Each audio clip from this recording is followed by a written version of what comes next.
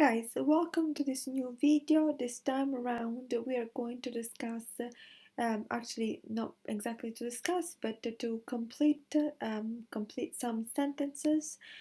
We have here a couple of exercises to complete with the regular verbs, actually regular are verbs. So here this file gives you the conjugation and the different endings.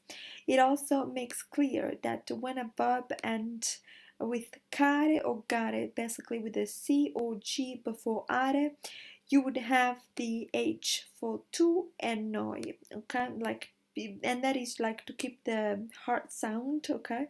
So for instance, io cerco sounds like a K, so in order to keep that you would have the hard sound that is kept again through the presence of the H.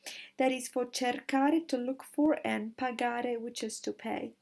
And then here again for mangiare, for mangiare or verbs that end with iare, it makes clear that you don't have a double I anyway. So what we are going to do is exercise number 1 and exercise number 2. We'll try also to understand the meaning of this. Although if you know it, then stop right now, or if you have understood the conjugation for are verbs, stop right now, complete it, look up for the meanings before I tell you the meanings of those words that you don't know, because it's more convenient. You'll remember this much better, and me saying it would just be a repetition. It's important to memorize. It's a hard job, but always try to memorize by putting in the right context the verb, which would definitely help you in the long term. Put it in a context and also connect it to memories that are important to you, to broader context, meaning situations that really have happened, or create new fantastical situations, even completely far from the truth or the reality, as long as you can remember the pictures that you create in your mind, and definitely connected to an emotional circuit would be the best way to memorize anything and any language. Let's start off with exercise number 1. Io regalo un libro. Regalare, to gift, so I give a gift, and as a gift a book, right? So, io regalo un libro. Lei aspetta il tram. Very important, because in English this verb aspettare would be to wait for, but in Italian it's followed by a direct object, meaning there's no need for, there's no need of any preposition at all. So lei aspetta il tram, the streetcar.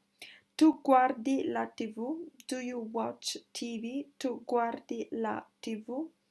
Loro ascoltano la radio. Ascoltare, to listen to. There's no need of to here, but we're simply gonna say loro ascoltano la radio. They listen to the radio. Ascoltare is to listen to.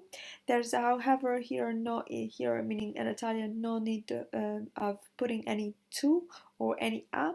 We just say ascoltare plus direct object, as you guys see, la radio, because this one right here would only be the article, right? And the article is necessary. So loro ascoltano la radio, which is exactly what you think, meaning the radio. Lui incontra un amico. Again, meet up with, incontrare. Lui incontra un amico. Loro telefonano da casa, from home.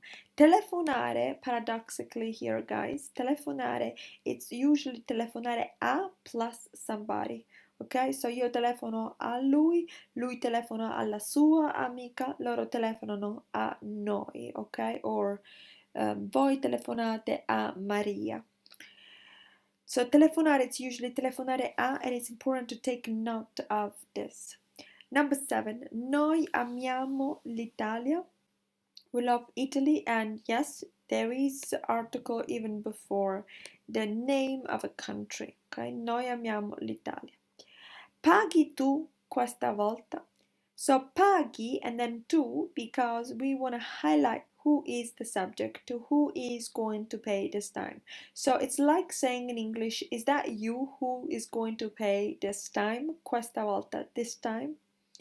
Giocare, here I see, so giocare, it's always giocare plus a plus a recreational activity, unless we do use it in a context where we need giocare con somebody, so with somebody. So loro giocano a carte, they play cards. Io ballo in discoteca, discoteca being the disco, and ballare is to dance. So io ballo in discoteca. So guys, stop right here. Make some sentences, especially with the verbs that are difficult for you or difficult to memorize or to remember. Make some sentences, record those sentences along with these ones that we have done together, and then record, listen, and repeat. Okay, so it's very important to repeat at least 3 times a week. The same method would apply to exercise number 2.